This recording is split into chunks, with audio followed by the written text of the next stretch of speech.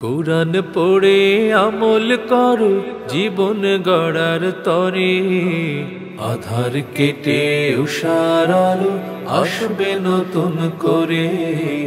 أعوذ بالله من الشيطان الرجيم بسم الله الرحمن الرحيم نحمده ونصلي على رسوله الكريم بسم الله الرحمن الرحيم رب اشرح لي صدري ويسر لي أمري واحلل عقدة من لساني يفقهوا قولي بسم الله الرحمن الرحيم قل جاء الحق وزهق الباطل إن الباطل كان زهوقا صدق الله العلي العظيم وصدق رسوله النبي الكريم সূরা রাত এটা হচ্ছে মাক্কি সূরা। আল কোরআনের 114টি সূরার মধ্যে এটা হচ্ছে 13 নম্বর সূরা। 12 নম্বর সূরা অলরেডি আমরা শেষ করেছি। আজকে 13 সূরা রাত, এর অর্থ হচ্ছে মেঘের গর্জন। 43টি আয়াত আছে এটিতে। তো আমরা একটু একটু করে আজকে যতদূর পারা যায় দেখা যাক। আউযু বিল্লাহি মিনাশ শাইতানির রাজিম বিসমিল্লাহির রহমানির রহিম আলিফ লাম মিম র তিলকা আয়াতুল কিতাবিল্লাযী উনজিলা ইলাইকা মির রাব্বিকাল হক ওয়ালাকিন্না আকসারান নাসি লা ইউমিনুন। আলিফ লাম মিম র, এই হরফগুলোর হরফে মুকাত্তাআতের কোনো অর্থ হয়। অনেক সূরার শুরুতে এরকম অক্ষর বিশিষ্ট আয়াত, এখানে আলিফ আছে, লাম আছে, মিম আছে, র আছে। সূরা আলে ইমরানের 7 নম্বর আয়াত আল্লাহ বলছেন এই আয়াতের অর্থ আল্লাহ ছাড়া আর কেউ জানে না। মিনহু আয়াতুন মুহকামাতুন হুন্না উম্মুল কিতাব ওয়া উখারু মুতাশাবিহাত ফাআম্মাল্লাযিনা ফি কুলুবিহিম যায়গুন ফায়াত্তাবিউনা মা তাশাবাহা মিনহু ইবতিগা ফিতনা ওয়া ইবতিগা তা'ওয়িলিহি ওয়া মা ইয়া'লামু তা'ওয়িলাহু ইল্লাল্লাহ। যে এই আয়াতের হরফে মুকাত্তাআতের অর্থ আল্লাহ ছাড়া আর কেউ জানে না। আর মুতাশাবিহ যে সমস্ত আয়াত তার মধ্যে একটা হচ্ছে এই হরফে মুকাত্তাআত। তাহলে এটার কোনো অর্থ দরকার নাই। আলিফ লাম মিম র, তিলকা আয়াতুল কিতাব, এগুলো কিতাবটির আয়াত। আল কিতাব, আল কিতাব আল্লাহ নাজিল করার কিতাবের মধ্যে আল কিতাব হচ্ছে কোরআনটি হচ্ছে পরিপূর্ণ কিতাব। অন্য কিতাবগুলোকে পরিপূর্ণ কিতাব বলা হয়, আর কোরআন হচ্ছে সর্বশেষ কিতাব এবং এইটা হচ্ছে পরিপূর্ণ কিতাব। ওয়াল্লাযী উনজিলা ইলাইকা মির রাব্বিকাল হক, আর যা তোমার রবের পক্ষ থেকে তোমার প্রতি অবতীর্ণ হয়েছে তাই সত্য। অর্থাৎ এই কোরআন এর আয়াত যা আল্লাহ অবতীর্ণ করেছেন রসুলের প্রতি, যেটা তেলাওয়াত করতে হয় সেটা, আর রসুলের পরে যে সমস্ত ওহিয়ে মাতলু আর ওহিয়ে গায়ের মাতলু আর একটা আছে, যেটা এটা সরাসরি আল্লাহ দেওয়া না, আল্লাহ রসুল অন্তরে একটা ধারণা দিতেন, উনি সেটি বলতেন তার নিজের ভাষায়। কিন্তু কোরআনের আয়াত আল্লাহ সরাসরি এই শব্দগুলো আল্লাহরই দেওয়া। তাই আল্লাহ বলছেন আল্লাযী উনজিলা ইলাইকা মির রাব্বিকাল হক, এটা সত্য, তোমার রবের পক্ষ থেকে তোমার প্রতি অবতীর্ণ হয়েছে তাই সত্য। ওয়ালাকিন্না আকসারান নাসি লা ইউমিনুন, কিন্তু অধিকাংশ মানুষ ঈমান আনে না। এই যে কথাটি আল্লাহ বলছেন এটা সত্য, কোরআনের প্রতিটা আয়াত সত্য এবং যৌক্তিক, তারপরেও অধিকাংশ মানুষ ঈমান আনে না, বুঝতে চায় না। তাদের যে বাপদাদাদের যে কথা চালু হয়ে আসছে আগে, সেই কথার পরে থাকে, তারা কোরআনের সরাসরি আয়াতের অর্থটা নিতে চায়। এটা আমরা বর্তমান সমাজেও দেখতে পাচ্ছি। বেশ কিছু আয়াতের যে ব্যাখ্যা অর্থ বোঝা যায় সরাসরি, সেটা অনেকেই নিতে চায় না। যে আগের থেকে যে অর্থ চলে আসছে সেটি হতে মানুষ থাকতে চায়। ওকে, যদি নতুন যদি কোনো আপডেটের অর্থ বা ব্যাখ্যা থাকে যেটা বোঝা যায়, আগের জ্ঞানে হয়তো ওইভাবে বোঝা যায়নি বা কোনোভাবে পরিবর্তিত হয়ে গেছে, সেটা মানুষ নিতে চায় না।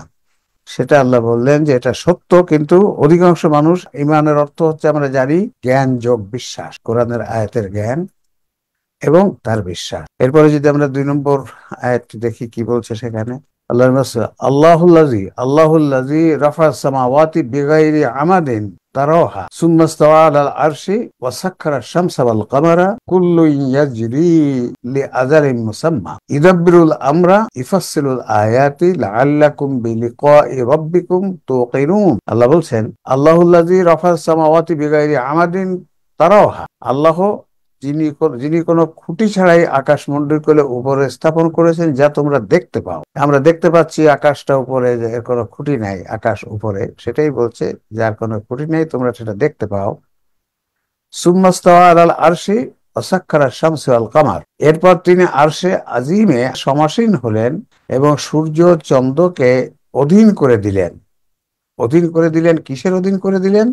নির্দিষ্ট একটি নিয়মের অধীন করে দিলেন। সূর্য চন্দ্র আল্লাহ চাঁদ এবং সূর্য তৈরি করে এই চাঁদ এবং সূর্যকে সে যেভাবে চলবে তার একটা নিয়মের অধীন করে দিলেন। আল্লাহ চাঁদ এবং সূর্যেরও একটা নিয়ম তৈরি করে তার অধীন করে দিলেন। কুল্লুন ইয়াজরি লি আজালিন মুসাম্মা, প্রত্যেকে নির্দিষ্ট সময় পর্যন্ত আবর্তন করতে থাকবে। এই যে সূর্য চন্দ্রের যে আবর্তন আমরা দেখতে পাই, যার জন্য দিন রাত হয়, মাস গণনা হয় চাঁদ দিয়ে, দিন গণনা হয় সূর্য দিয়ে, এই প্রত্যেকে নির্দিষ্ট সময় পর্যন্ত আবর্তন করতে থাকবে। আল্লাহ যে যে প্রোগ্রাম করে দিয়েছে সেই প্রোগ্রাম অনুযায়ী চাঁদ এবং সূর্য আবর্তন করছে। এর পরিবর্তন করার চাঁদ এবং সূর্যের কোনো ক্ষমতা নাই। আল্লাহ যে নিয়ম করে দিয়েছেন তার বাইরে যাওয়ার কোনো ক্ষমতা নাই। ইউদাব্বিরুল আমরি, তিনি সকল বিষয় নিয়ন্ত্রণ করেন। এই সকল বিষয় নিয়ন্ত্রণ করেন কথাটা এখানে আমাদের অনুবাদে আমরা একটা দিয়েছি অতাৎক্ষণিক ভাবে। আল্লাহ অধিকাংশ বিষয়গুলো আল্লাহ প্রোগ্রাম করে দেওয়া আছে, সেই প্রোগ্রাম অনুযায়ী চলছে। আল্লাহ যে সরাসরি সবগুলো কাজ করছেন তা নয়, কিছু কিছু যা সরাসরি ইচ্ছায় হয়, আর অধিকাংশই আল্লাহর করা প্রোগ্রাম, সেই প্রোগ্রাম অনুযায়ী সবকিছু হচ্ছে। চন্দ্র সূর্য যে চলছে আবর্তন করছে, এটা তাদের জন্য আল্লাহ যে প্রোগ্রাম নিয়ম করে দিয়েছেন, যে বিধান করে দিয়েছে, সেই বিধান অনুযায়ী তারা চলছে। ইফাসসিলুল আয়াতি লাআল্লাকুম বিলিকাই রাব্বিকুম তুকিনুন, তিনি আয়াতসমূহ ব্যাখ্যা সহ বর্ণনা করেন। তাহলে বোঝা যাচ্ছে আল্লাহ রাব্বুল আলামিন কোরআনের আয়াতকে ব্যাখ্যা করেছেন, ব্যাখ্যা সহ বর্ণনা করেছেন। অর্থাৎ কোরআনের ব্যাখ্যা কোরআন, আর যেহেতু সেটা আল্লাহ রাব্বুল আলামিন নিজেই করছেন, সেটি হচ্ছে কোরআনের সর্বোত্তম ব্যাখ্যা। আল্লাহ যে ব্যাখ্যা করেছেন সেটি তো সর্বোত্তম। তাহলে এখানে আল্লাহ বলছেন তিনি আয়াতসমূহ ব্যাখ্যা সহ বর্ণনা করেন, যাতে তোমরা তোমাদের রবের সাথে সাক্ষাৎ সম্বন্ধে নিশ্চিত বিশ্বাসী হতে পারো। আল্লাহ কোরআনকে নিজেই ব্যাখ্যা করে দিয়েছেন যাতে আমরা বুঝতে পারি, সহজে বুঝতে পারি। এই জন্য আল্লাহ বলছেন কোরআন বোঝা সহজ, অথচ আমাদের সমাজে প্রচলিত আছে কোরআন বোঝা কঠিন। কিন্তু আল্লাহ বলছেন আমি ব্যাখ্যা করেছি কারণ যাতে তোমরা তোমাদের রবের সাক্ষাৎ সম্পর্কে নিশ্চিত বিশ্বাস হতে পারো, তোমরা যাতে বিষয়গুলো বুঝতে পারো এবং বুঝতে পারার ফলে তোমরা আল্লাহর প্রতি বিশ্বাস দৃঢ় করতে পারো। আল্লাহ বলছে ওয়ালাকাদ ইয়াসসারনাল কুরআন আলা যিকর ফাহাল মিন মুদ্দাক্কির ফাইন্নামা ইয়াসসারনাহু বিলিসানিকা লাআল্লাহুম ইয়াতাযাক্কারুন, আমি কোরআনকে তোমার ভাষায় সহজ করেছি। অর্থাৎ কোরআন সহজ, কোরআন কঠিন নয়, কোরআন বোঝা মোটেই কঠিন নয়। আমরাই কোরআন বোঝা কঠিন এ কথাটা চালু করেছি, আল্লাহ কিন্তু একথা বলেন নাই। আল্লাহ বারবার কোরআনে বলেছেন কোরআন বোঝা সহজ, কারণ কোরআনের ব্যাখ্যা তো আকল, উৎকর্ষিত আকল হলেই কোরআনের ব্যাখ্যা করা সহজ। তাই আল্লাহ বলছে তিনি আয়াতসমূহ ব্যাখ্যা সহ বর্ণনা করেন যাতে মানুষ তাদের রবের সাক্ষাৎ সম্পর্কে নিশ্চিত বিশ্বাসী হতে পারে। তো আমরা 3 নম্বর আয়াতে দেখি কি বলছেন সূরা রাদের, ওয়াহুয়াল্লাযী মাদ্দাল আরদা ওয়া জাআলা ফিহা রাওয়াসিয়া ওয়া আনহারা, আর তিনি পৃথিবীকে বিস্তৃত করেছেন এবং তাতে পর্বত ও নদী নদ নদী সৃষ্টি করেছেন। ওয়াহুয়াল্লাযী মাদ্দাল আরদা, বিস্তৃত করেছেন পৃথিবীকে, ওয়া জাআলা ফিহা রাওয়াসিয়া মানে পাহাড়, নাহার মানে হচ্ছে নদ নদী। তাহলে তিনি পৃথিবীকে বিস্তৃত করেছেন এবং তাতে পর্বত ও নদ নদী সৃষ্টি করেছেন। ওয়ামিন কুল্লি সামারাতিন জাআলা ফিহা যাওজাইন ইসনাইনি ইউগশিল লাইলা ওয়ান নাহারা ইন্না ফি যালিকা লাআয়াতিন লিকাওমিন ইয়াতাফাক্কারুন, বলছেন আর প্রত্যেক প্রকারের ফল সৃষ্টি করেছেন জোড়ায় জোড়ায়। অর্থাৎ প্রত্যেক কিছুকে আল্লাহ জোড়ায় জোড়ায় সৃষ্টি করেছেন, সবকিছু জোড়ায় জোড়া, মানে স্ত্রীবাচক পুরুষবাচক দুটো আছে, জোড়ায় জোড়ায় মিন করতে এরকম আর কি।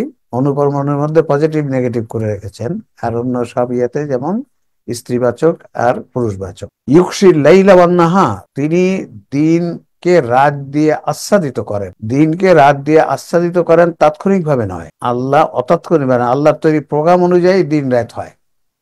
কখন দিন হবে কখন রাত হবে এটা আল্লাহর যে প্রোগ্রাম আছে সেই প্রোগ্রাম অনুযায়ী এটা হয়। এটা চন্দ্র সূর্যের আবর্তনের কারণে এটি হয়। দিন রাতকে আচ্ছাদিত করেন, তিনি দিনকে রাত দিয়ে আচ্ছাদিত করেন। আচ্ছা, রাত যখন আসে তখন দিনের আলো আর থাকে না। এটা সবকিছু আল্লাহর তৈরি প্রোগ্রাম অনুযায়ী হয়। ইন্না ফি যালিকা লাআয়াতিন লিকাওমিন ইয়াতাফাক্কারুন, নিশ্চয়ই এতে অবশ্যই চিন্তা গবেষণাকারী সম্প্রদায়ের জন্য অনেক নিদর্শন রয়েছে। এই যে বিষয়গুলো, চন্দ্র সূর্য আবর্তিত হচ্ছে, দিন রাতকে আবর্তন করছে এবং চলছে, এটার কোনো বন্ধ থাকে না। এই যে আবর্তন যেটা সেটা চলছে চলছে তো চলছে তো চলছে, আল্লাহর প্রোগ্রামে যেটা যেদিন এটি শেষ হবে, কিয়ামতের দিন, সেদিনই খালি শেষ হবে, এর আগে এটা শেষ হবে না। তাই আল্লাহ বলছে নিশ্চয়ই এতে এতে অবশ্যই চিন্তা গবেষণাকারী সম্প্রদায়ের জন্য অনেক নিদর্শন রয়েছে। ইন্না ফি যালিকা লাআয়াতিন লিকাওমিন ইয়াতাফাক্কারুন। এখানে এই আয়াতে বিজ্ঞানের কয়েকটা শাখা উল্লেখ করা হয়েছে। যেমন এখানে বলা হয়েছে, প্রথমে যেটা বলা হয়েছে সেটা হলো আকাশ সৃষ্টি, জি পৃথিবী সৃষ্টি, কসমোলজি যেটা, জি পর্বত বিজ্ঞান, জি নদী নালা সমুদ্র বিজ্ঞান, উদ্ভিদ বিজ্ঞান, ফলমূল যেভাবে সৃষ্টি করা হয়েছে, জি রাত দিনের আবর্তন, এখানে অ্যাস্ট্রোলজি, মানে এতগুলো বিজ্ঞান একটি আয়াতের মধ্যে আল্লাহ তাআলা দিয়ে দিলেন। আর বললেন যে চিন্তা গবেষণাশীল মানে সম্প্রদায়ের জন্য এখানে এই আয়াতটা শিক্ষণীয়। হয়রাজ আমরা এটাকে কোনো আমলই নিচ্ছি না, তেলাওয়াত করে যাচ্ছি। এখানে তো বিজ্ঞানের অজস্র, আমার মনে হয় শত সহস্র পর্যায়ের গবেষণা করা যায়, মানে শব্দগুলো ব্যবহার করা হয়েছে। ঠিকই বলেছেন আপনার সাহেব। আসলে এই 4 নম্বর আয়াতটা যদি আমরা দেখি, কি বলা হয়েছে, অফিল আরদে কিতাউন মুতাজাবিরাতুন ওয়া জান্নাতুন মিন আনাবিন ওয়া যারউন ওয়া নাখিলুন সিনওয়ানুন ওয়া গায়রু সিনওয়ানিন ইউসকা বিমাই ওয়াহিদ। এখানে একটা গুরুত্বপূর্ণ কথা আল্লাহ বলছেন, পৃথিবীতে রয়েছে পরস্পর সংলগ্ন ভূখণ্ড, আছে আঙ্গুর বাগান, শস্যক্ষেত্র, একাধিক শাখা বিশিষ্ট বা এক শাখা বিশিষ্ট খেজুর গাছ, যা একই পানিতে সেচকৃত। মানে একই পানি দিয়ে সেচ করা হচ্ছে বিভিন্ন ধরনের ফলমূল, আর ফল হিসাবে তাদের কিছুকে আমরা কিছুর উপর শ্রেষ্ঠত্ব দিয়েছি। তাহলে দেখেন যে একই পানি দিয়ে সেচ করা হচ্ছে, একই পানির সাহায্যে জন্মাচ্ছে, তারা সূর্য থেকে সূর্য রশ্মি নিয়ে তাদের খাদ্য তৈরি করছে, কিন্তু তাদের ফলের স্বাদ কিন্তু একটি থেকে আর একটি ভিন্ন, একটি আরেকটির থেকে শ্রেষ্ঠত্ব ভিন্নতর, একটা স্বাদ আর একটা স্বাদের থেকে ভিন্নতর বা উন্নত, যাই হোক, কোনোটা টক কোনোটা মিষ্টি, সে টক ধরনের মধ্যেও বা ভিন্নতা, মিষ্টির মধ্যেও বা ভিন্নতা। এই যে আল্লাহর অপূর্ব যে সৃষ্টি, এটাও আল্লাহর প্রতি বিশ্বাস অর্জন করা, কিভাবে এটা তিনি করেছেন। তারপর আল্লাহ বলছেন নুফাদ্দিলু বাদাহা আলা বাদিন ফিল উকুলি, ফল হিসেবে তাদের কিছুকে আমরা কিছুর উপর শ্রেষ্ঠ দিয়েছি। ওয়া নুফাসসিলু বাদুহা আলা বাদিন ফিল উকুলি ইন্না ফি যালিকা লাআয়াতিন লিকাওমিন ইয়াকিলুন। নিশ্চয়ই এগুলোতে অবশ্যই আয়াত রয়েছে আকল ব্যবহারকারী সম্প্রদায়ের জন্য। দেখেন 3 নম্বর আয়াতে যারা গবেষণা করে, চিন্তা গবেষণা করে, তাদের জন্য নিদর্শন রয়েছে বিভিন্ন বৈজ্ঞানিক বিষয়ে। আর এখানে আল্লাহ বলছেন এই যে বিভিন্ন প্রকার আঙ্গুর আছে, খেজুর আছে, এগুলোতে নিদর্শন আছে কাদের জন্য? যারা আকলকে ব্যবহার করে। আকলমান যে সমস্ত লোক, তারা যদি একটু চিন্তা করে, তাহলে এখান থেকে অনেক শিক্ষা নিতে পারবে। তারা আল্লাহ সম্বন্ধে অনেক শিক্ষা তারা এখান থেকে পেতে পারবে, ইসলাম সম্বন্ধে, দিন সম্বন্ধে, নিজেদের জীবন সম্বন্ধে, পৃথিবী সম্বন্ধে অনেক কিছু শিখে তারা নিতে পারবে, অনেক বৈজ্ঞানিক তত্ত্ব একটু তারা চিন্তা করলে আকল দিয়ে বুঝতে পারবে। তাহলে আমাদের আকলকে ব্যবহার করা অত্যন্ত গুরুত্বপূর্ণ। এবং এই আকল যে আল্লাহ দেওয়া একটা উৎস, এই কথাটাই তো বর্তমানে আমরা জানি না। আল্লাহ যে আমাদেরকে জ্ঞান অর্জনের 3টে উৎস দিয়েছেন, একটা হচ্ছে কোরআন, আর একটা হচ্ছে সুন্নাহ, আর একটা হচ্ছে আকল। এই কথাটাও কিন্তু এখন আমাদের সমাজে, মুসলিম সমাজে নেই। বলা হয় আল্লাহ প্রদত্ত উৎস হচ্ছে 2টি, কোরআন এবং সুন্নাহ। কেউ কেউ বলে শুধু কোরআন, কিন্তু তা নয়। কোরআন আল্লাহ সরাসরি দেওয়া, সুন্নাহ রাসূল সাল্লাল্লাহু আলাইহি ওয়াসাল্লাম আল্লাহর অনুমতি ছাড়া কোনো কথা বলতেন না, কাজেই সুন্নাহ সব আল্লাহরই দেওয়া। সুন্নাহ হচ্ছে আল্লাহ সরাসরি কথা না, ওটা রাসূল সাল্লাল্লাহু আলাইহি ওয়াসাল্লামের নিজের ভাষা। আর আকল যেটা আমাদেরকে জন্মগত আল্লাহ দিয়েছেন, এটাও আল্লাহ দেওয়া, কিন্তু আকলটা প্রমাণিত জ্ঞান নয়, এটা হচ্ছে অপ্রমাণিত জ্ঞান। আর কোরআন সুন্নাহ প্রমাণিত জ্ঞান। কিন্তু সুন্নাহ হচ্ছে কোরআনের ব্যাখ্যা, আর কোরআন হচ্ছে মূল প্রমাণিত জ্ঞান। আর মূল জ্ঞানটা হচ্ছে কোরআন, আর এই কোরআনকে ব্যাখ্যা করার জন্য সুন্নাহ। এরপরে আয়াত নম্বর 5 আমরা যদি দেখি, ওয়াইন তাজাব ফাআজাবুন কওলুহুম আইযা কুন্না তুরাবান আইন্না লাফি খালকিন জাদীদ। আর যদি তুমি বিস্মিত হও, তবে বিস্ময়কর তাদের একথা যে আমরা মাটিতে পরিণত হওয়ার পর কি আবার নতুন জীবন লাভ করব। আল্লাহ এখানে রাসূলকে বলছেন, আর তুমি যদি তুমি বিস্মিত হও, তাদের বিভিন্ন জিনিস দেখে যদি বিস্মিত হও, কাফেরদের বিভিন্ন অবস্থা দেখে যদি তুমি বিস্মিত হও, বা অন্য বিষয় দেখে যদি তুমি বিস্মিত হও, তবে বিস্ময়কর তাদের একথা যে আমরা মাটিতে পরিণত হওয়ার পর নতুন জীবন লাভ করব। যে কাফেররা বলতো, মুশরিকরা বলতো যে এই যে আবার মৃত্যুর পরে কিয়ামতে আবার আমাদেরকে নতুন ভাবে জীবন দেওয়া হবে এবং তারপরে অনন্ত জীবন শুরু হবে। সেখানে আমরা আমাদের পুরস্কার পুরস্কার বা শাস্তি হবে, পুরস্কার পাবো বা শাস্তি, জান্নাত পাবে বা জাহান্নাত পাবো। বলছে এই যে মাটিতে পরিণত হয়ে যাওয়ার পরে আবার জীবিত হব, এই কথা তো তারা যে বলে এটা তো আরো বিস্ময়কর। আল্লাহ এটার জবাব দিয়েছে সূরা ইয়াসিনে। তারা যে বলে আমরা মাটিতে মরে পচে গেলে আবার জীবিত হবে, এটা কেমন কথা? আমরা তো মরে তারপরে মাটিতে মিশে যাব। আল্লাহ তার জবাব দিয়েছে কি যৌক্তিক ভাবে, যে যিনি প্রথমবার সৃষ্টি করতে পেরেছেন শূন্য থেকে, প্রথমবার কিছুই ছিলে না তোমরা, সেখান থেকে তোমাদের সৃষ্টি করেছেন, যিনি সেটি করতে পেরেছেন তিনি কি তোমরা মরে যাওয়ার পরে মাটিতে মিশে যাওয়ার পরে আবার সৃষ্টি করতে পারবেন না? তাহলে এই যে কথাটা আল্লাহ রাব্বুল আলামিন বলে দিলেন, যে এটা তো আরো বেশি আজব কথা, যে তারা বলে যে আমরা একবার মরে গেলে কে আবার জীবিত করবে। কিন্তু এটা তো খুব সহজ, যে যিনি প্রথম সৃষ্টি করেছেন শূন্য থেকে, কিছুই ছিলাম না আমরা, তিনি সেকেন্ড বার করবেন, এটা তো আরো সহজ, আরো সহজ। সে কথা আল্লাহ বলছেন উলাইকাল্লাযী কাফারু বিরাব্বিহিম, মূলত তারাই তাদের রবকে অস্বীকার করে, যারা এটা বলে যে আবার কি সৃষ্টি করবে। এইসব ঠিক কথা না। উলাইকাল আগলালু ফি আনাকিহিম, তাদের গলায় থাকবে লোহার শিকল। উলাইকা আসহাবুন নারি হুম ফিহা খালিদুন, আর তারা আগুনের অধিবাসী হবে, সেখানে তারা চিরকাল থাকবে। এই যে খালিদুন, খালিদুন কথাটা অর্থ হচ্ছে চিরকাল। এখানে যারা কাফের তাদের কথা বলছে। আবার যারা জান্নাতে যাবে সেখানে ওই একই শব্দ ইউজ করে আছে, ফিহা খালিদুন। যারা জান্নাতে যাবে তারাও চিরকাল থাকবে সেখানে, যারা জাহান্নামে যাবে তারাও সেখানে চিরকাল থাকবে। খালিদুন শব্দটা কোরআনে অনেক জায়গায় আসছে, এবং জান্নাতের ব্যাপারেও খালিদুন আসছে, আবার জাহান্নামের ব্যাপারেও খালিদুন আসছে। আর আমরা এখন জানি যে জাহান্নামে যে যাবে সে মুমিন হোক কাফের হোক বেরিয়ে আসবে না, একবার গেলে সেখানে খালিদুন চিরকাল থাকবে। ওয়াস্তাজিলুনাকা বিসাইয়্যাতিন ক্বাবলাল হাসানাতি ওয়া ক্বাদ খালাত মিন ক্বাবলিহিমিল মাসুলা ওয়া ইন্না রাব্বাকা লাযু মাগফিরাতিন লিন-নাসি আলা যুলমিহিম ওয়া ইন্না রাব্বাকা লাশাদীদুল ইকাব ওয়া ইস্তাজিলুনাকা বিসাইয়্যাতি ক্বাবলাল হাসানা, আর পুণ্যের পূর্বে তারা তোমাকে পাপকে ত্বরান্বিত করতে বলে। পাপকে ত্বরান্বিত করতে বলে অর্থাৎ তারা পাপের কাজ, পাপের বিষয়টার দিকে তারা বেশি করতো, কথা বলতো। বা অনেক সময় তারা বলতো যে আমাদের সেই শাস্তি এনে দাও, তুমি যে শাস্তির কথা বলছো, আমরা অন্যায় করলে, কুফরি করলে, গুনাহ করলে আমাদের শাস্তি আর দাও, আমাদের শাস্তি এনে দাও, আমরা তাই শাস্তি দেখতে চাই, তোমার আল্লাহর কাছ থেকে শাস্তি দেখতে চাই। তো এখানে বলছে পুণ্যের পূর্বে তো তারা পাপকে ত্বরান্বিত করতে পারে, তার মানে পাপ করলে শাস্তি হবে, শাস্তিকে ত্বরান্বিত করতে পারে। ওয়াকাদ খালাত মিন ক্বাবলিহিম মাসুলাত, যদিও তাদের পূর্বের বহু দৃষ্টান্ত গত হয়েছে, এর আগেও এরকম দৃষ্টান্ত গত হয়েছে, মানে এরকম বিপদ এসেছে, আল্লাহ এক একটা জাতিকে ধ্বংস করে দিয়েছে পাপ দিয়ে, তাদের অন্যায়ের প্রতিফল দিয়ে ধ্বংস করে দিয়েছে গজব দিয়ে।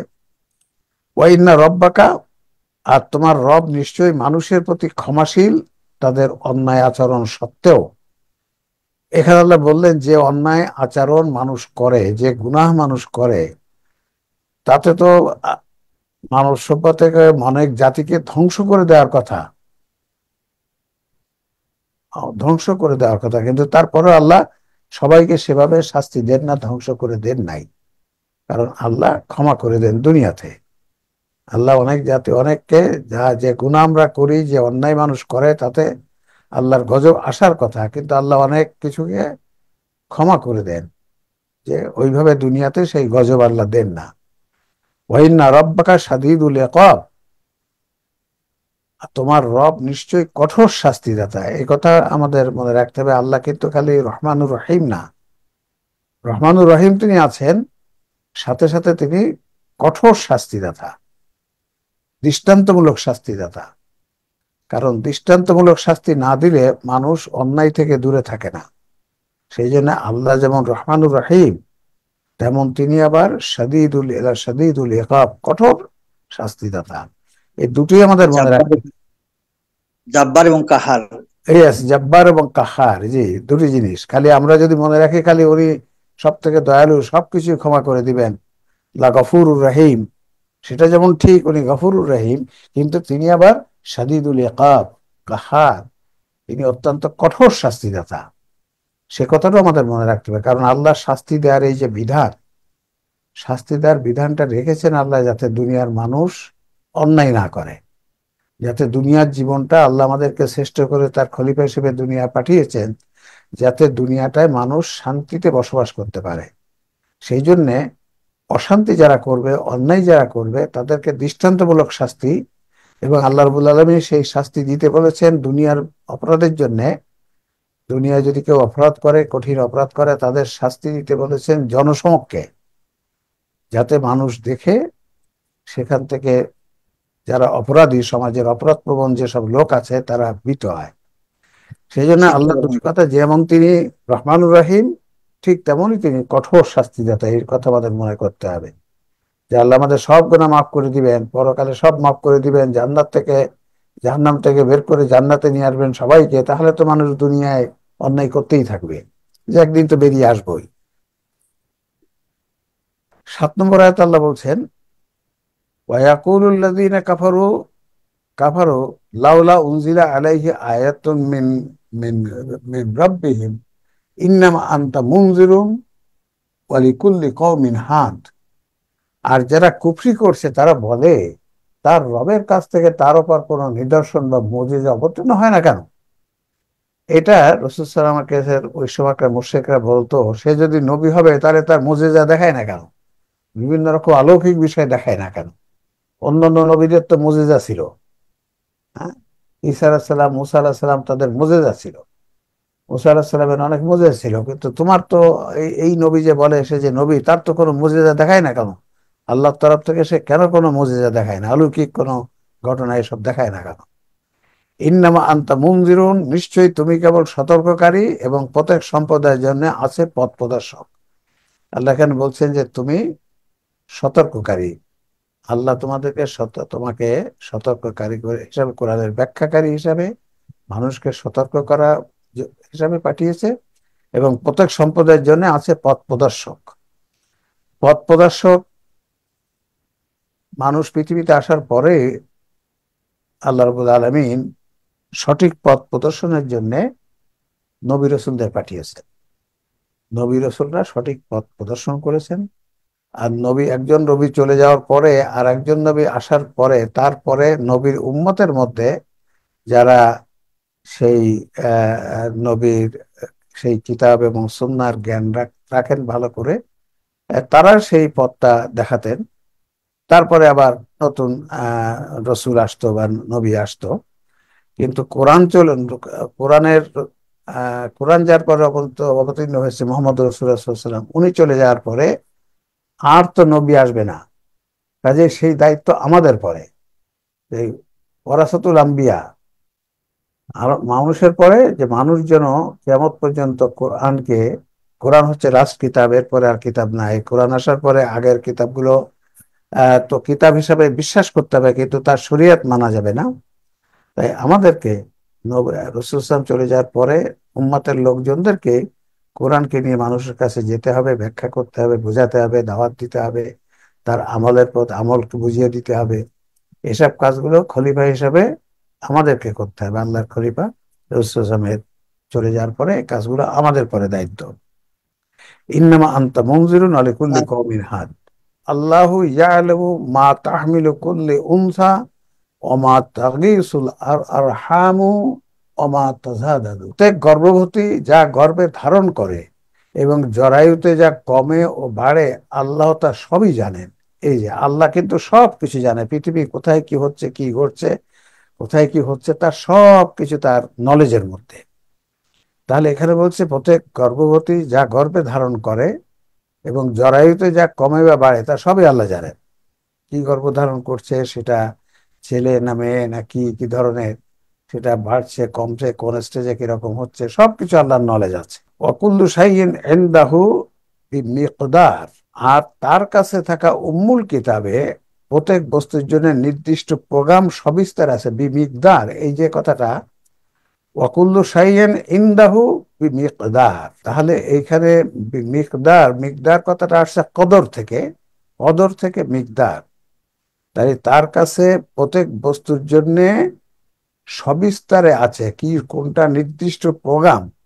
কদর মানে ভাগ্য, যে এই মিকদারের কথা, মিকদারের কদরের একটা অর্থ হচ্ছে ভাগ্য, কদরের আর একটা অর্থ হচ্ছে প্রোগ্রাম, পরিচালনা পদ্ধতি ইত্যাদি। কিন্তু প্রচলিতভাবে কদরের ব্যাখ্যা নেওয়া হয়েছে ভাগ্য, ঠিক না। এখানে এই আয়াতের ব্যাখ্যা অনেকে এইভাবে করেছেন অর্থটা, তার কাছে মূল কিতাবে সবকিছুর ভাগ্য সবিস্তারে লেখা আছে। না, ভাগ্য লেখা নাই, সবকিছুর প্রোগ্রাম, কোন জিনিসটা কিভাবে ঘটবে, কি হলে কি ঘটবে, এইসব প্রোগ্রাম আকারে আল্লাহর কিতাবে, যেটা উম্মুল কিতাব আছে লৌহ মাহফুজে, সেখানে সবকিছুর প্রোগ্রাম। এই যে কোনটা বাড়বে, জরায়ুতে কোনটা বাড়ে, কোনটা কমে, কোন সময় কতটুকু হয়, কোন সময় কোন অঙ্গটা হয়, কোন অবস্থা হলে কোন অঙ্গটা ডিফেক্টিভ হবে, কোন অবস্থা হলে একটা শিশু, একটা বাচ্চা হয়তো নষ্ট হয়ে যাবে, এই সব কিছুর প্রোগ্রাম আল্লাহ রাব্বুল আলামিন তার উম্মুল কিতাবে লিখে রেখেছেন। তাহলে এই মিকদার, ওয়াকুল্লু শাইইন ইনদাহু বিমিকদার, তার মানে পৃথিবীর যত কিছু আছে সবকিছু আল্লাহর তৈরি একটা কদর অনুযায়ী চলছে, অর্থাৎ প্রোগ্রাম অনুযায়ী চলছে। জি, তাহলে এই মিকদার কথাটা, কদর কথাটা, কদর শব্দটা, এর অর্থটা আসলে সঠিক অর্থটা আমাদেরকে নিতে হবে। কদরের একটা অর্থ হচ্ছে লাইলাতুল কদর, কদরের একটা অর্থ হচ্ছে মর্যাদা। তো যেখানে মর্যাদা নেওয়া যায় সেটা লাইলাতুল কদর মানে মর্যাদাশীল রাত্র। অনেকে সেটাকে বলেছেন এটা ভাগ্যরাত্রি, না, ভাগ্যরাত্রি নয়, এটা মর্যাদাশীল রাত্র, যা হাজার মাসের থেকে উত্তম। আর অন্য সব জায়গায় কদরের অর্থ হবে প্রোগ্রাম। চন্দ্র সূর্য তার তৈরি করা প্রোগ্রাম অনুযায়ী চলে সবকিছু। আমরা জান্নাতে যাব, জাহান্নামে যাব, রোগ হবে না ব্যাধি হবে, কি চিকিৎসা হবে, কি চিকিৎসা করলে কি হবে, সবকিছু আল্লাহর প্রোগ্রাম করা আছে। ওই প্রোগ্রাম অনুযায়ী করতে পারলে সেটা সেইভাবে হবে। তাই এই কদর এবং মিকদার, এ কথাগুলোর অর্থটা, ব্যাখ্যাটা আমাদের সঠিকভাবে নিতে হবে। এখানেই সবকিছুর ভাগ্য নির্ধারিত আছে, আল্লাহর কাছে নির্ধারিত করে রাখা আছে, এ কথা অনেককেই ইসলামের প্রতি অবিশ্বাসী তৈরি করেছে। যারা মনে করে আল্লাহ সব ভাগ্য ঠিক করে রাখছে, তাহলে আমাদের আর কি করা দরকার, আমার জান্নাত জাহান্নাম ঠিক করে রাখছে, তাহলে তাদের প্রতি তারা অবিশ্বাসী হয়ে যায় এইভাবে। এরপরে 9 নম্বর, ইলমুল গায়বি ওয়াশ শাহাদাতি, শাহাদাতুল কাবীরু ওয়াল মুতাআল, যা অদৃশ্য ও যা দৃশ্যমান তিনি তা অবগত। আবার ওই কথাটা রিপিট করছেন যে তিনি সবকিছু অবগত, যা দৃশ্যমান অদৃশ্য, আমরা যা দেখতে পাই, যা দেখতে পাই না, আল্লাহ রাব্বুল আলামিন তার সব কিছু জানেন, সব কিছু আল্লাহর নলেজ আছে। তিনি মহান ও সর্বোচ্চ মর্যাদাবান, কবির ও মুতাআল, তিনি সর্বোচ্চ মর্যাদাবান এবং মহা। 10 নম্বর সূরাত আল্লাহ বলছেন, সাওয়াউম মিনকুম মান আসাররাল কওলা ওয়া মান জাহারা বিহি ওয়া মান হুয়া মুস্তাখফিন বিল লাইলি ওয়া সারিবুন বিন নাহার। তোমাদের মধ্যে যে কথা গোপন রাখে, তোমাদের মধ্যে যে কথা গোপন রাখে অথবা যেটা প্রকাশ করে, এবং যে রাতে আত্মগোপন করে ও যে দিনে প্রকাশ্যে বিচারণ করে, তারা সবাই সমান। সবাই কোন দিক দিয়ে সমান, মানে যারা অথবা কথা গোপন রাখে, কেউ হয়তো কথা গোপন রাখছে, কেউ হয়তো কথা প্রকাশ করছে, কেউ হচ্ছে রাত্রের অন্ধকারে চলাফেরা করে, কেউ দিনে প্রকাশ্যে বিচারণ করে, এ সবাই সমান, সবই সমান। কথার মানে যে সব কিছু আল্লাহ জানেন, আল্লাহ দেখেন, আল্লাহ শোনেন, আল্লাহ বোঝেন। গোপন করলেও সেটাও মনে কি আছে আল্লাহ জানতে পারেন, প্রকাশ করলে সেটাও আল্লাহ বুঝতে পারেন। কেউ রাত্রের অন্ধকারে চলাফেরা করলে তাও আল্লাহ জানতে পারেন, দেখতে পারেন। কেউ দিনের বেলায় চলাফেরা করলে তাও আল্লাহ দেখতে পারেন। আল্লাহ সামিউন আলিম, আল্লাহ দেখেন, সবকিছুই দেখেন। এটা খালি আল্লাহর গুণ যে তিনি সবকিছু দেখেন, সবকিছু শোনেন, সবকিছু বোঝেন, সবকিছু জানেন। এটা অনলি আল্লাহর গুণ, আর কারো এই গুণটা নাই। তিনি পৃথিবীর সবকিছু জানেন, দেখেন, শোনেন, বোঝেন। 11, লাহু মুআক্কিবাতুন ফি বাইনি ইয়াদাইহি ওয়া মিন খালফিহি ওয়া ইয়াহফাজুনাহু মিন আমরিল্লাহ, তার অর্থাৎ প্রত্যেক মানুষের জন্য সামনে ও পিছনে প্রহরী থাকে, তারা আল্লাহর আদেশে তাকে সংরক্ষণ করেন। এখানে আল্লাহ বলছেন যে প্রহরী থাকে আমাদের সবের, প্রত্যেক মানুষের জন্য সামনে ও পিছনে প্রহরী থাকে, গার্ড থাকে। তারা আল্লাহর আদেশে তাকে সংরক্ষণ করেন। ওই যে আমরা যেটা বলি যে তার যে কি কাজ করছে কি করছে না করছে সবকিছু সংরক্ষণ করে। কিভাবে সংরক্ষণ করে সেটি আমরা যেমন বলি কিরামুন কাতিবিন, তারা লিখে, তারা সবকিছু আমরা কি করছি সেটা লিখে রাখে। হ্যাঁ, এটা এখন বলতে হবে তারা লিখে রাখে না, তারা রেকর্ড করে রাখে। এখানে আল্লাহ বলছে তারা সংরক্ষণ করে, ইয়াহফাজুনাহু মিন আমরিল্লাহ, তারা তাদেরকে আল্লাহর আদেশে তাকে সংরক্ষণ করে। যেহেতু পরকালের সময়, পরকালে বিচারে, শেষ বিচারের দিন, কিয়ামতের দিন এগুলো দেখানো হবে। যে আল্লাহ সূরা জিলজালে যেটা বলছে যে বিন্দু পরিমাণ সৎ কাজ করলে তা দেখতে পাবে, বিন্দু পরিমাণ অসৎ কাজ করলে তা দেখতে পাবে। এই যে সংরক্ষণ করে রাখছে, এখনকার যুগে আমরা বুঝতে পারি সংরক্ষণ হচ্ছে অডিও ভিজুয়াল রেকর্ডিং। হয়তো পরের দিকে আরো কত নতুন ইয়ে চলে আসবে। ইন্নাল্লাহা লা ইউগাইয়িরু মা বিকওমিন হাত্তা ইউগাইয়িরু মা বিআনফুসিহিম। এই আয়াতটি, এই অংশটুকু আয়াত অংশ, নিশ্চয়ই আল্লাহ কোন সম্প্রদায়ের অবস্থা, সম্প্রদায় মানে জাতি বলা যেতে পারে, সেখানে সম্প্রদায়ের অবস্থা পরিবর্তন করেন না যতক্ষণ তারা নিজেদের অবস্থা নিজেরাই পরিবর্তন করে। দেখুন এই যে আয়াতটি, এখানে আল্লাহ বলছেন যে আল্লাহ নিজে করেন না যতক্ষণ না মানুষ, ওই জাতি নিজেদের অবস্থার পরিবর্তনের চেষ্টা করে। অর্থাৎ সবকিছু যে আল্লাহর ইচ্ছায় হয়, তাৎক্ষণিক ইচ্ছা হয়, কথা ঠিক না। আল্লাহ অনেক আয়াতে বলছে আমার সবকিছু আমার ইচ্ছা হয়, কুলিল্লাহু মালিকাল মুলক তুতি মুলকা মান তাশাউ ওয়া তানজিউল মুলকা মিম্মান তাশাউ। কেউ রাজ্য পায়, রাজ্য হারায়, সব আমার ইচ্ছায়, তোমার ইচ্ছা। আর এখানে বলছে কোন সম্প্রদায়ের অবস্থার পরিবর্তন করেন না যতক্ষণ না নিজেদের অবস্থার পরিবর্তন করে। তাহলে এখানে তো দেখা যাচ্ছে মানুষ যদি পরিবর্তন না করে তাহলে পরিবর্তন হয় না। এইখান থেকে আমরা যেটা বুঝতে পেরেছি এখন, যে কোরআনে কিছু কিছু আয়াতে বলছে আল্লাহ নিজের ইচ্ছায় সব হয়, তার ইচ্ছায় সব করেন। আর কিছু কিছু যেমন এই আয়াতে বলছে না, মানুষের ইচ্ছায় হয়। এই জন্য বিষয়টা আছে দুই ইচ্ছায়। আল্লাহ সবকিছুর একটা প্রোগ্রাম ঠিক করে রাখছেন, ওই প্রোগ্রাম অনুযায়ী যা হয় সেটা আল্লাহর ইচ্ছা হয়। এটা হচ্ছে আল্লাহর অতাৎক্ষণিক ইচ্ছা। সবকিছুর প্রোগ্রাম ঠিক করা আছে, ওই প্রোগ্রাম অনুযায়ী যা কিছু পৃথিবীতে ঘটে সব কিছু আল্লাহর ইচ্ছায় ঘটে। এবং যেহেতু সব প্রোগ্রাম আল্লাহই করে রাখছে, তাহলে যাই হচ্ছে সব আল্লাহর ইচ্ছায় হচ্ছে। কিন্তু সেটা আল্লাহর তাৎক্ষণিক ইচ্ছা না। মানুষ মৃত্যুর পরে কেউ জান্নাতে যাবে, কেউ জাহান্নামে যাবে, এটা যে আল্লাহ ঠিক করে রেখে থাকে আল্লাহতে, তাহলে তো আমাদের আমল করার কোনো প্রয়োজন নাই, নেক আমলের কোনো প্রয়োজন নাই। জাহান্নামে যাব জান্নাতে যাব ঠিক করাই আছে। কিন্তু এটা হচ্ছে আল্লাহ প্রোগ্রাম করে রাখছে। জান্নাতে যার প্রোগ্রাম হচ্ছে এইটি, জীবন যদি এইভাবে পরিচালনা করে কেউ কেউ করে সে জান্নাতে যাবে, এইভাবে পরিচালনা করে কেউ জাহান্নামে যাবে। ঠিক তাই এখানে আল্লাহ তাআলা বলছেন একটি জাতি, দেখেন আমাদের দেশে এই যে বৈষম্য বিরোধী ছাত্র আন্দোলনে যে ঘটনা ঘটলো, গত 15 বছর ধরে তো মানুষ চেষ্টা করেছে, বিভিন্ন দল চেষ্টা করেছে এই আওয়ামী লীগ সরকারকে উৎখাতের জন্য, কিন্তু হয়নি তো। কারণ আল্লাহর প্রোগ্রাম ছিল যে এরকম একটা সরকারকে যদি উৎখাত করতে হয়, সেখানে যেভাবে চেষ্টা করতে, যেভাবে জীবন দিতে হবে, সেভাবে সেটা হয়নি আগে, এই জন্য হয়নি। এইবার হয়েছে, উৎখাত হয়ে গেছে। রসুলকে যখন সাহাবীরা বলল যে আমি উট যাতে হারায় না যায় সেজন্য কি উটকে বেঁধে রেখে তাওয়াক্কুল করব, না উটকে ছেড়ে রেখে আল্লাহর কাছে তাওয়াক্কুল বা দোয়া করব? রসুল বললেন আগে বেঁধে রাখো, তারপরে তাওয়াক্কুল করো। কারণ উট হারিয়ে নেওয়ার জন্য আল্লাহর যে প্রোগ্রাম, সেটা হচ্ছে উট বা ছাগল গরু যাই বলেন, কোনো পশু যদি হারিয়ে না যাওয়ার জন্য কি করতে হবে, তাকে যথাযথভাবে বেঁধে রাখতে হবে, বাঁধতে হবে, কোনো শক্ত রশি দিয়ে বাঁধতে হবে, তারপরে আল্লাহর কাছে দোয়া করতে হবে। না বেঁধে দোয়া করলে কোনো লাভ হবে না, আগে বাঁধতে হবে। কারণ হারিয়ে না যাওয়ার জন্য, উট বা প্রাণী হারিয়ে না যাওয়ার জন্য আল্লাহর তৈরি প্রোগ্রাম হচ্ছে ভালো করে বেঁধে রাখা, তারপরে দোয়া করতে পারেন। তারপরে দোয়া করতে পারবেন, আমি যদি ভালো করে বেঁধে রাখি তারপরে দোয়া করতে হবে কেন? তারপরে দোয়া এই জন্য করতে হবে যে আমি যে বেঁধেছি, আমি যে উটের শক্তি বা পশুটার শক্তি, এবং আমি যে রশি দিয়ে বেঁধেছি তার শক্তি আমি তো জানি না। হয়তো উট ভয় পেয়ে জোরে টান দিয়েছে, দড়ি ছিঁড়ে গেছে বা খুঁটি উঠে গেছে, তা তো হতে পারে।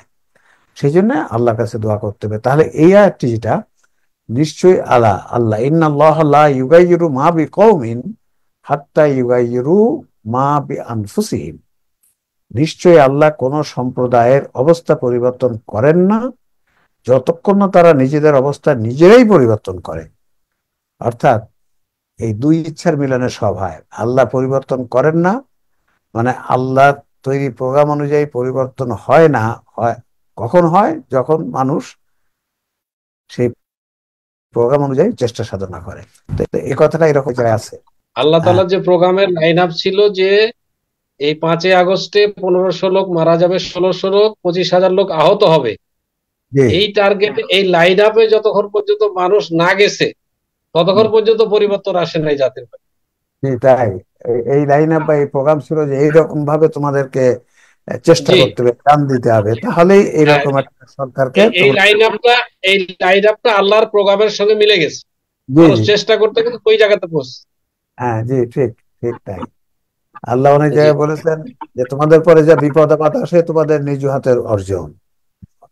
মা আসাবাকুম মিন মুসিবাতিন ফাবিমা কাসাবাত আইদিকুম, যে তোমাদের নিজ হাতের অর্জন, এটা আমি নিজে ইচ্ছা করে তোমাদেরকে দিয়েছি সেরকম না, তোমরা করেছো যে কাজ সে কাজের ফল হিসেবে ওইটা আসছে। এখন যে পৃথিবী গরম হওয়াতে পৃথিবীর নানা রকম জলবায়ুর বিরাট পরিবর্তন হয়ে যাচ্ছে, কারণ পৃথিবীটা বিভিন্ন রকম এই সমস্ত জ্বালানির কারণে আগের থেকে পৃথিবীর টেম্পারেচার বেড়ে যাচ্ছে, পানির উচ্চতা বেড়ে যাচ্ছে, এগুলো সব আমাদের কাজের জন্য হচ্ছে। পানির উচ্চতা বেড়ে যাবে আরো, তাহলে সে এসব কিছু কিন্তু আল্লাহর প্রোগ্রাম। আল্লাহ সেই জন্য বলছে বিপদ আপদ যা আসে তোমাদের নিজ হাতের অর্জন। হুয়াল্লাযী ইউরীকুমুল বারকা খাওফান ওয়া তামাআন ওয়া ইউনশিউস সাহাবা সিকাহ, তিনি তোমাদেরকে বিজলি দেখান ভয় ও ভরসা সঞ্চার করার জন্য, এবং তিনি ভারী মেঘ সৃষ্টি করেন। দেখেন এই যে করেন, এবং তোমাদেরকে বিজলি দেখান ও ভয় ও ভরসা সঞ্চার আল্লাহ যে বিজলি দেখান, কিভাবে বিজলি দেখান? প্রত্যেক সময় কি আল্লাহ তাৎক্ষণিকভাবে বিজলি কাজ করে বিজলি দেখাচ্ছে? তা না। বিজলি মানে এই যে বিদ্যুৎ চমকায়, এটাও আল্লাহর প্রোগ্রাম আছে, কোন সময় কি হলে কি ঘটনা ঘটলে বিদ্যুৎ চমকাবে। মেঘে মেঘে ঘর্ষণ হওয়ার পরে বিদ্যুৎ চমকায়, তো সেটা কিভাবে হবে সবকিছু আল্লাহ আগের থেকে প্রোগ্রাম করে রাখছেন। তাই তিনি তোমাদেরকে বিজলি দেখান, এই যে বিদ্যুৎ চমকানো দেখান, আল্লাহ দেখান মানে আল্লাহর তৈরি প্রোগ্রাম অনুযায়ী বিদ্যুৎ চমকায়। এই বিদ্যুৎ চমকায় কি, একটা হচ্ছে ভয় আর একটা ভরসা সঞ্চার করার জন্য। আবার ভরসা কি?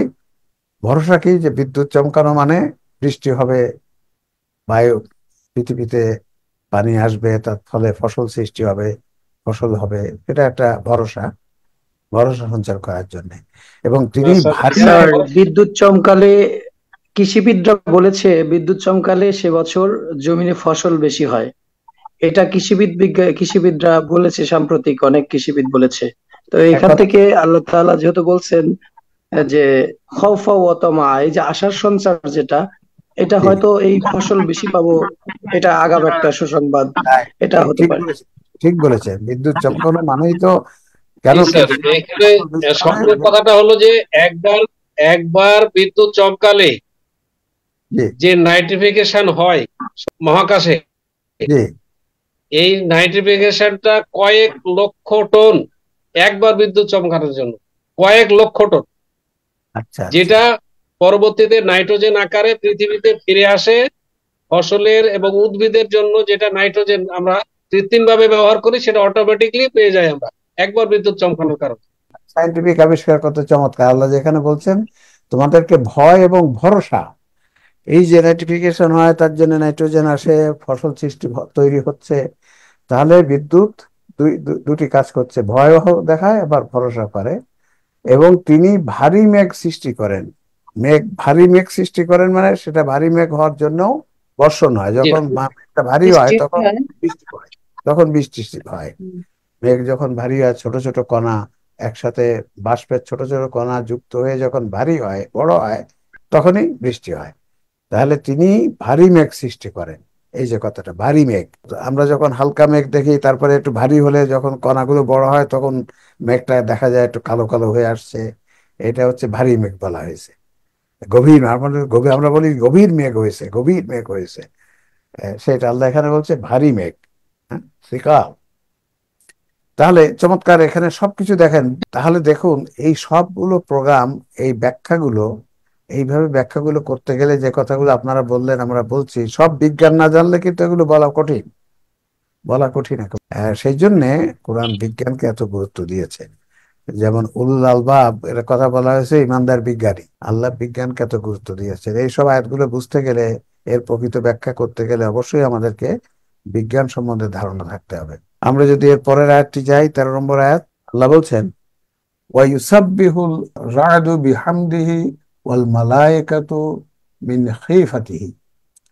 বজ্রধ্বনি তার প্রশংসা সহ ত্রুটি মুক্ততা ঘোষণা করে। বজ্রধ্বনি, বিদ্যুতের ধ্বনি, শব্দ, তার প্রশংসা সহ, মানে আল্লাহর হামদ সহ তার তসবিহ করে। হামদ সহ তসবিহ মানে ত্রুটি মুক্ততা অর্থ হয়। তাহলে বিদ্যুৎ ধ্বনি আল্লাহর প্রশংসা করে, প্রশংসা সহ তসবিহ করে।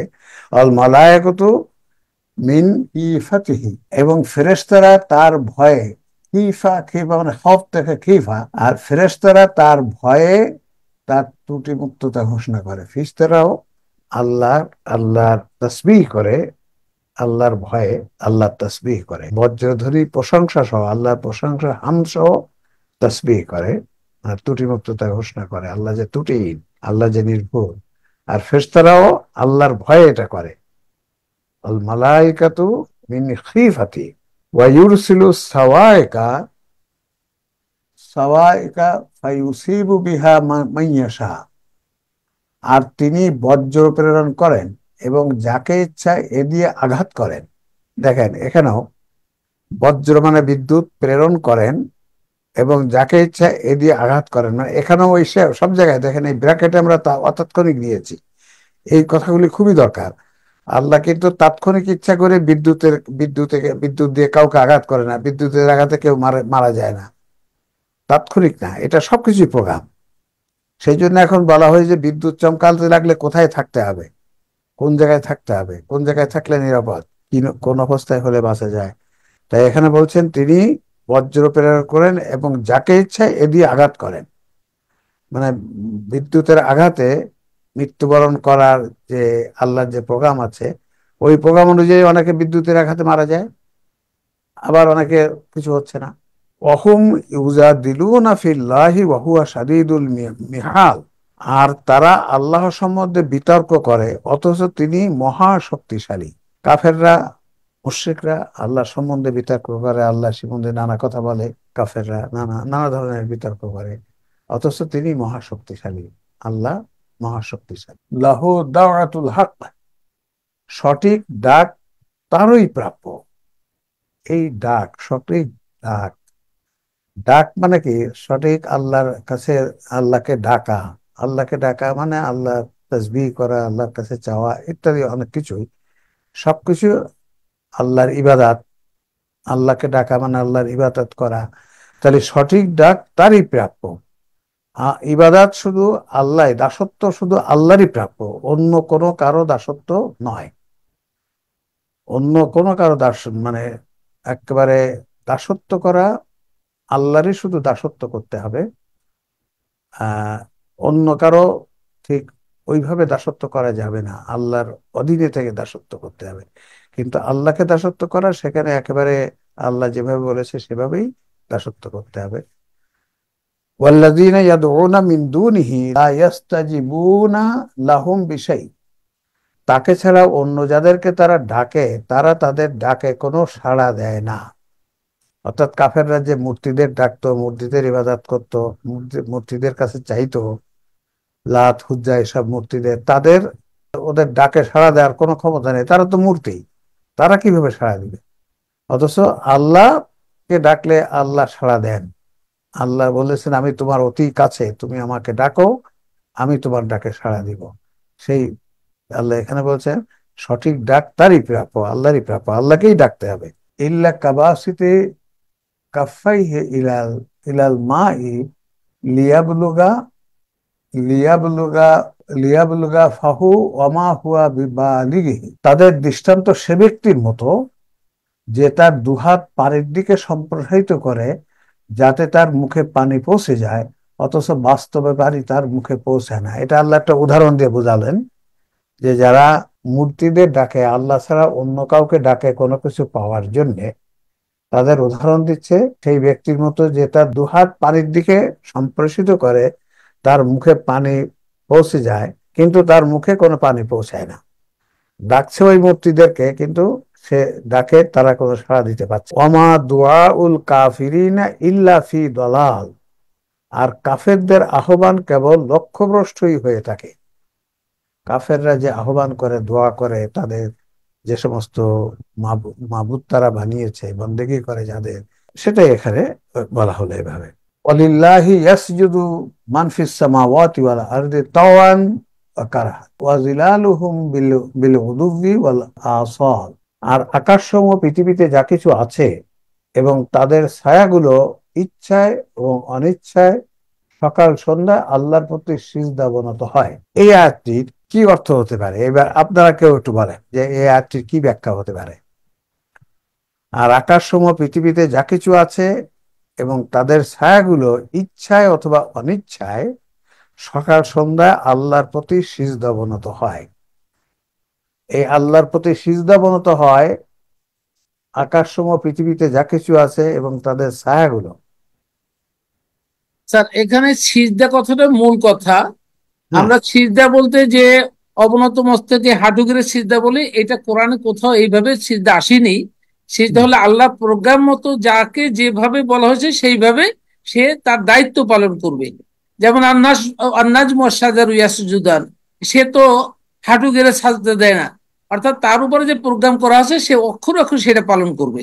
আর এখানেও তাই, ছায়া থেকে শুরু করে আকাশ পৃথিবী সকল কিছু আল্লাহ যেভাবে প্রোগ্রাম করা আছে ওই প্রোগ্রামের ব্যতিক্রম করবে না। জি, আপনি সঠিক বলেছেন।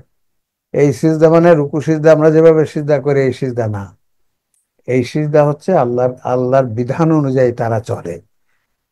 আল্লাহর বিধান, আল্লাহ যেভাবে তাদেরকে চলতে বলেছে, যেভাবে যা করতে বলেছে ঠিক সেইভাবে তারা সেটা হয়, তাদের ঘটে সেই বিষয়গুলো। এটা মানে রুকু সিজদা নয়, যে আল্লাহর আনুগত্য প্রকাশ করা। আল্লাহ যে নিয়ম করে দিয়েছে পৃথিবীতে সবকিছুই সেই নিয়ম অনুযায়ী চলছে। আমাদের শরীরের কোষগুলো কিন্তু আল্লাহর বিধান অনুযায়ী চলছে, ওখানে কিন্তু আমাদের কিছু করণীয় নাই। আমাদের খালি আল্লাহ স্বাধীন ইচ্ছা শক্তি দিয়েছে, এইটাই আমরা ইচ্ছা করে এটা করতে পারি না করতে পারি। কিন্তু আমাদের ছেলের যে কোষগুলোর ভিতরের যে কাজ, সেগুলো কিন্তু আল্লাহ যে প্রোগ্রাম করে দিয়েছে ওই প্রোগ্রাম অনুযায়ী চলছে, সেখানে কোনো ব্যতিক্রম হচ্ছে না। ঠিক এখানে তাই বলছে, পৃথিবীতে সব পশু পক্ষী গাছপালা যা আছে, নদী পাহাড় পর্বত, এ সব কিছুই আল্লাহ স্যার, এখানে একটাই অর্থ হতে পারে যে কাফেররা, যেমন এই যে কিছুক্ষণ আগে এটা হলো যে ইচ্ছায় অথবা অনিচ্ছায় মাথা নত করা, অর্থাৎ আনুগত্য প্রকাশ করা, আল্লাহর সব বিধানগুলো মেনে নেওয়া। এখন কাফেররা এইটা অনিচ্ছা সত্ত্বেও মেনে নেবে যে তারা আল্লাহকে মানে না, কিন্তু যে প্রোগ্রাম গুলো সেট করা আছে তাদেরকেও মরতে হবে, আল্লাহর যে বিধানগুলো তাদের উপরও কার্যকর হবে, এইটা তারা মানে ইচ্ছা না থাকলেও তাদেরকে মানতে বাধ্য। এইটা মনে হয় অনিচ্ছা মনে হয় কাফেরদের ক্ষেত্রে। সেটা মানে আমরা যারা মুমিন আছে তারা ইচ্ছা, এবং কাফের যারা আছে তারা অনিচ্ছায়, অর্থাৎ আল্লাহর যে হুকুম সেটা মানতে হবে সবাইকে, ইচ্ছা অথবা অনিচ্ছায়। এখানে অনিচ্ছায় এটা কাফেরদের ক্ষেত্রে ব্যবহার হতে পারে। তাহলে ঠিক আছে। এই আসজুদু কথাটা মানে যারা প্রাণী, যারা নিষ্প্রাণ, যেগুলো আছে পাহাড় পর্বত গাছপালা, এখানে ইয়াসজুদু কথা মানে সিজদা এরকম না, তারা আনুগত্যশীল, আল্লাহর আইন মেনে চলে, সেটা আসবে। আর মানুষের ব্যাপারে সেখানে হ্যাঁ, সিজদা একটা আছে আমাদের, রুকু সিজদাটা কিভাবে করতে হবে সেটা কোরআনে আছে। সিজদা করা, সালাতে সিজদা করা, রুকু করা, এটা নবী সাল্লাল্লাহু আলাইহি ওয়াসাল্লাম দেখিয়ে দিয়েছেন কিভাবে সিজদা করতে হবে। কিন্তু এইখানে এই সিজদার অর্থ হচ্ছে ওইটা, যে তারা আল্লাহর বিধান মেনে চলে ইচ্ছা অনিচ্ছায়। এরপর আমরা 16 নম্বর আয়াত, বড় আয়াত, এটাতে কি বলা হচ্ছে দেখা যাক। কুল মার রব্বুস সামাওয়াতি ওয়াল আরদি কুলিল্লাহ, বলো কে আকাশসমূহ পৃথিবীর রব, বলো আল্লাহ। যে আকাশসমূহ পৃথিবীর রব কে, তুমি বলো আল্লাহ। কুল আফাত্তাখাযতুম মিন দুনিহি আউলিয়া ওয়া লা ইয়ামলিকুনা লিআনফুসিহিম নাফআউ ওয়ালা দররা। বলো, তবে কি তোমরা আল্লাহর পরিবর্তে অপারকে অভিভাবক করে গ্রহণ করছো, যারা নিজেদের লাভ বা ক্ষতি সাধন সক্ষম নয়? যেটা কাফেরদের বা মুশরিকদের বলা হচ্ছে যে তোমরা আল্লাহর পরিবর্তে যে অন্যকে যে যদি রব হিসাবে যে তোমরা কি মেনে নিচ্ছ, এরা তো তোমাদের কিছু ক্ষতিও করতে পারে না, কোনো কল্যাণও করতে পারে না, ওরা মূর্তি, ওদেরকে তোমরা রব হিসাবে মেনে নিচ্ছ। কুল হাল ইয়াস্তাবিল আমা ওয়াল বাসীর, বলো, অন্ধ ব্যক্তি ও দৃষ্টি সম্পন্ন ব্যক্তি কি সমান? মানুষের বিবেকের কাছে প্রশ্ন করেছে যে তুমি বলো, একটা ব্যক্তি অন্ধ আর একজন দৃষ্টিমান, এরা দুইজন কি সমান? এটা কি সমান হতে পারে? হাল ইয়াস্তাবি জুলুমাত ওয়ান নূর, অথবা অন্ধকার ও আলো কি অভিন্ন?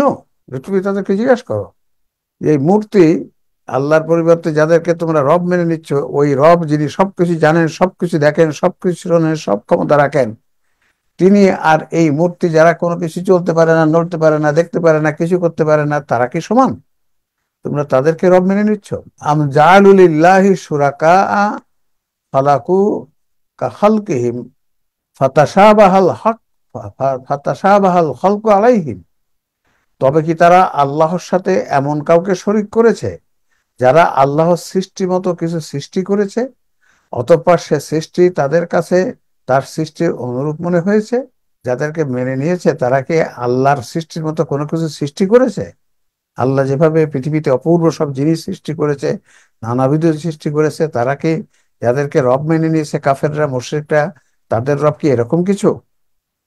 কুলিল্লাহু খালিকু কুল্লি শাইইন ওয়া হুয়াল ওয়াহিদুল কাহ্হার, বলো, আল্লাহ সকল কিছুর স্রষ্টা এবং তিনি একক পরাক্রমশালী। তাহলে এখানে কাফেরদের কিছু যুক্তি দিয়ে তাদের সাথে বলল, জানা ব্যক্তি আর অজানা ব্যক্তি কি সমান, অন্ধকার এবং দিন কি, আলো আর অন্ধকার কি একই, এসব কথা দিয়ে কাফেরকে বলা হচ্ছে তোমরা যে মূর্তির পূজা করছো আল্লাহর পরিবর্তে, রবের পরিবর্তে মূর্তিকে রব মেনে নিয়েছো যাদেরকে, তোমরা কিভাবে এটা করলে, এটা কিভাবে হতে পারে? সে কথাগুলো আল্লাহ এখানে যুক্তি দিয়ে আহ, মানে দৃষ্টিমান আর অন্ধ যেমন এক হয় না, আলো এবং অন্ধকার যেমন এক হয় না, এটা তো তাই আল্লাহর সাথে অন্য কোনো সাথে তো তুলনাই হতে পারে না, তেমন কথাগুলো এই আয়াতের মধ্যে আসলো। আচ্ছা, এরপর আমরা 17 নম্বর আয়াতে যাই। আনজালা মিনাস সামাই মাআন ফাসালাত আওদিয়াতুন আওদিয়াতুন বিকাদরিহা ফাহতামালা সাইলু যাইদান রাবিয়ান, তিনি আকাশ থেকে পানি বর্ষণ করেন। এখানে সবাই এই যে পানি বর্ষণ করেন আবার সেই অতৎক্ষণিকভাবে, তার তৈরি প্রোগ্রাম অনুযায়ী আকাশ থেকে পানি বর্ষিত হয়, ব্যাখ্যা এরকম করতে হবে। ফলে উপত্যকা সমূহ তাদের জন্য নির্দিষ্ট প্রোগ্রাম অনুযায়ী প্লাবিত হয়। দেখেন, আউদিয়াতুন বিকাদরিহা, বিকাদরিহা ফাসালাত আউদিয়াতুন বিকাদরিহা, বিকদর ভাগ্য অনুযায়ী হয় তা নয়। ফলে আকাশ থেকে পানি বর্ষণ করেন মানে আল্লাহর তৈরি প্রোগ্রাম অনুযায়ী আকাশ থেকে পানি বর্ষিত হয়।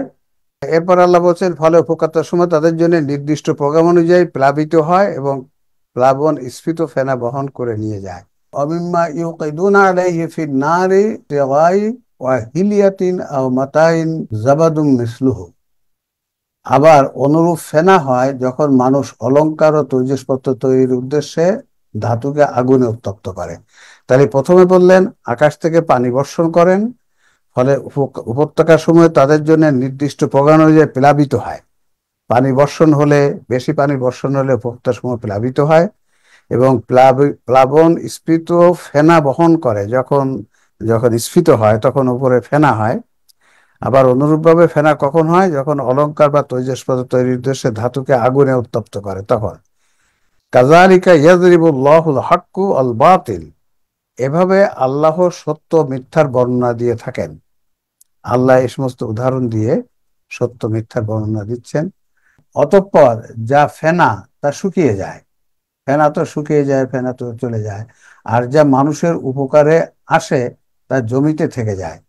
বৃষ্টি যখন হয় তখন যা ফেনা যেটা সেটা শুকিয়ে যায় বলছে, আর যেটা উপকারী তা পানিতে থেকে যায়, তার মাধ্যমে ফসল সৃষ্টি হয়, বিভিন্ন রকম হয়, মাটিতে ফসল তৈরি হয়। কাযালিকা ইয়াযরিবুল্লাহুল আমসাল, এভাবে আল্লাহ উদাহরণ বর্ণনা করে থাকেন। এই যে উদাহরণ, আমসাল, কেসা, এই আমসাল দিয়ে আল্লাহ রাব্বুল আলামিন কোরআনকে ব্যাখ্যা করেছেন উদাহরণ দিয়ে, বুঝিয়েছেন উদাহরণ দিয়ে। কোরআনকে ব্যাখ্যা করতে হবে উদাহরণ দিয়ে। আমসাল এবং কেসা দিয়ে আল্লাহ রাব্বুল আলামিন কোরআনকে ব্যাখ্যা করেছেন, বুঝিয়েছেন, বারবার এই কথাটা আল্লাহ বলেছেন। তাহলে এখানে এটা বললেন এইভাবে, লিল্লাযীনা ইসতাজাবু লিরাব্বিহিমুল হুসনা, ওই সকল কল্যাণ তাদের জন্য যারা তাদের রবের ডাকে সাড়া দিয়েছে। আল্লাহর ডাকে যারা সাড়া দিয়েছে, আল্লাহর কথা অনুযায়ী যারা জীবন পরিচালনা করছে, তাদের জন্য ওই রকম নানা ধরনের কল্যাণ।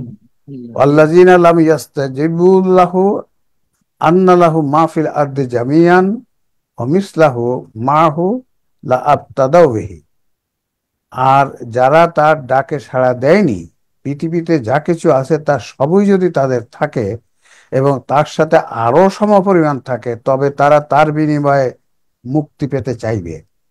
যারা আল্লাহর ডাকে সাড়া দেয়নি, আল্লাহর কথা অনুযায়ী জীবন পরিচালনা করে নাই, তাদের ব্যাপারে আল্লাহ বলছেন, তাদের সম্পদ, ধন সম্পদ যদি প্রচুর পরিমাণে থাকে এবং পরকালে সেই ধন সম্পদ আল্লাহকে দিয়ে যদি শাস্তি থেকে মুক্তি পেতে তারা চাইবে, কিন্তু তাদের হিসাব কঠোরভাবে নেওয়া হবে। উলাইকা লাহুম সাওয়াউল হিসাব, মানে ওই সবল ধন সম্পত্তি আল্লাহকে দিতে চাইলে আল্লাহ সেটা কিছুই গ্রহণ করবেন না, তাদের কঠিন হিসাব নেওয়া হবে। আল্লাহ যদি হিসাব কঠিন ভাবে নেয় তাহলে কোনো রক্ষা নাই। ওয়াহুম জাহান্নাম ওয়া বিসাল মিহাদ, আর জাহান্নাম হবে তাদের আবাস, আর তাকে নিকৃষ্টতম আবাসস্থল। তাহলে যারা আল্লাহর ডাকে সাড়া দেয় না, আল্লাহ যেভাবে চলতে বলেছেন পৃথিবীতে সেভাবে চলে না, তারা পরকালে আল্লাহর কাছে কোনোভাবেই তারা কোনো কিছু দিয়ে আল্লাহর কাছ থেকে তারা মাপ পাবে না। মুক্তি পেতে চাইবে তাদের শাস্তির থেকে, কিন্তু কোনো কিছু দিয়ে হবে না। তাদের ঠিকানা জাহান্নাম হবে এবং সেখানে তারা চিরকাল থাকবে। আপনাদের সবাইকে সে অনুষ্ঠানে থাকার আমন্ত্রণ জানিয়ে এবং সবাইকে অন্যদের দাওয়াত দিবেন। আপনাদের দোয়া চেয়ে, আপনাদের প্রতি দোয়া রেখে, ঠিক আছে, আজকে এখানেই শেষ করছি। আসসালামু আলাইকুম ওয়া রাহমাতুল্লাহ, ফি আমানিল্লাহ।